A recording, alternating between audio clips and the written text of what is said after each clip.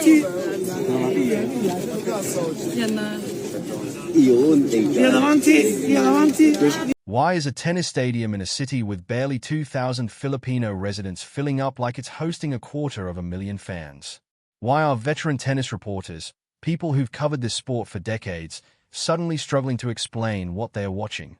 And why is a 17th seed, a woman with a losing head-to-head against both players she could face in round 2, already drawing crowds to a practice court before she struck a single ball? Something unusual is happening in Cincinnati, and by the time this is over, you'll understand exactly why the numbers don't add up, and why that's precisely the point.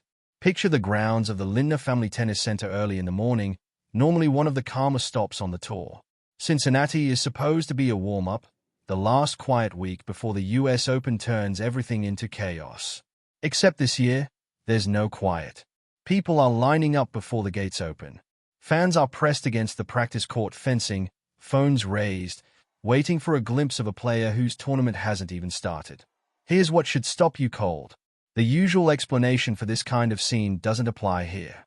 Normally, when a crowd swells like this for a WTA event, there's an obvious reason. A huge local community from the player's home country showing up the way people always do for their own. Toronto had that. Toronto is home to well over 200,000 Filipino residents, one of the largest such communities outside the Philippines itself. So when this player lit up that tournament, it made sense. Cincinnati has nothing close to that. The Filipino population here is somewhere around 2,000 people. Toronto's community was over 100 times larger, and yet, according to people who were physically present at both events, the energy feels almost identical. That's not a small gap to explain away. That's the kind of number that should make this impossible. So rewind for a second, because to understand Cincinnati, you have to understand what led here. It starts with a breakthrough that caught almost everyone off guard. In the middle of a grueling summer stretch, she won her first ever WTA title in Washington, at a tournament most casual fans wouldn't circle on a calendar.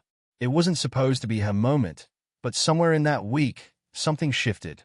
A dramatic comeback run ended with her in tears after knocking out a former Wimbledon champion, a moment raw enough that it spread far beyond tennis circles. Then came Toronto, and this is where it stops looking like one good week and starts looking like something else entirely. She reached the 4th round of the National Bank Open, and the atmosphere inside that arena was intense enough that she described it afterward as feeling like a packed neighborhood gathering back home, comparing the noise of a 12,000-seat stadium to the electric chaos of a small community sports final.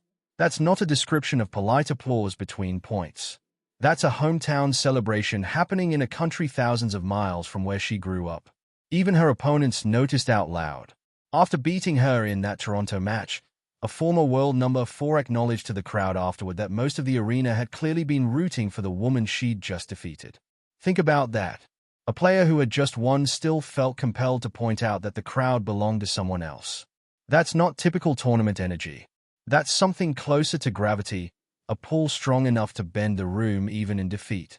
So Cincinnati should have been the reset, the tournament without the emotional weight, since the local numbers simply can't sustain it. Instead, it followed her anyway. Renee Stubbs, a name that carries real weight in this sport, has been watching this unfold and doesn't talk about it as a fluke. She frames Cincinnati as the real test, the moment to prove Washington and Toronto weren't a lucky streak but the start of something lasting. And she's made the point that regardless of how deep this run goes, more people are talking about this player than ever, and that many inside the sport believe she has the potential to pull an entirely new audience into tennis. That's not casual praise from someone who's seen decades of manufactured hype collapse. But here's the uncomfortable part. All this adoration is arriving right before a match that could end her tournament almost immediately. As the 17th seed, she gets a bye into round 2, where she'll face either Poland's Magda Linette or Romania's Elena Gabriela Ruse, and she doesn't currently hold a winning record against either. Against Ruse, the history is rough, a straight loss in 3 tight sets at the US Open qualifiers back in 2024, and Ruse is playing well right now, having just clawed back from a set down to beat an American opponent in Toronto days earlier. Against Linette, the picture looks a little brighter on paper, with a head-to-head split evenly and 2 recent wins in her favor. But Linette has beaten her twice before that and, just months ago, knocked out a 5-time Grand Slam champion in Miami. Neither draw is safe. And that's exactly why this crowd means something different than ordinary fandom. These people aren't showing up because a win feels guaranteed. They're showing up despite knowing this could end in an early exit, because somewhere along the way, watching her stopped being about the scoreline. There's another layer here too. This is her tournament debut in Cincinnati. An injury forced her to withdraw last year before she ever played a match. She's walking in fresh off one of the most physically demanding stretches of her career, barely any recovery time between the Canadian Open and Ohio, openly prioritizing just staying healthy over anything else right now. To understand why this fan base keeps growing, you have to understand where she came from.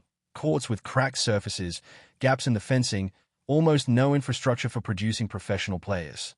That kind of origin tends to build the most loyal fan bases in sports because people aren't just watching talent, they're watching someone climb out of very little in real time. Historically, tennis fandom follows population. A massive crowd in a foreign city usually means decades of community infrastructure behind it. She doesn't have that in Cincinnati. She has a handful of months, one emotional breakthrough, one dramatic title, one electric night in Toronto, and somehow that's already producing a crowd that rivals a city with over 100 times the built-in fan base. This isn't inherited support. It's being built in real time, city by city, which is what makes New York terrifying to think about. The US Open is weeks away, in a city home to one of the largest Filipino communities in the entire country, dwarfing what she experienced in Toronto or Cincinnati combined. If 2,000 residents can produce scenes that stun tour veterans, imagine what happens when that number becomes hundreds of thousands, fully aware of what they are watching. So whoever ends up across the net in round 2, remember what's actually happening here. This crowd isn't there because the outcome feels safe. It's there because, without a single decade of infrastructure behind her, she turned one relentless summer into a fan base that follows her, not her passport. And if Cincinnati is just the preview, New York is about to find out how loud this can really get.